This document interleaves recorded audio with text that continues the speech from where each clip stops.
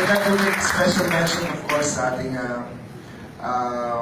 mga kasama from the Office of the Vice President, kay Ma'am Georgina Hernandez. Palakpakan po natin.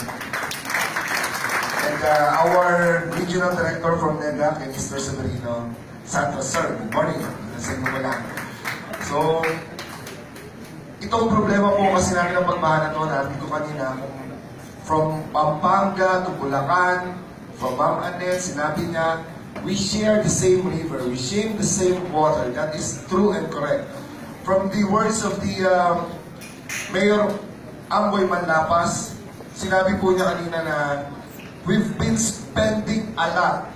Tigi-tigisa tayo individually to address our local flooding problem. And yet, it seems that it is really bereft of any effect sa ating na narito.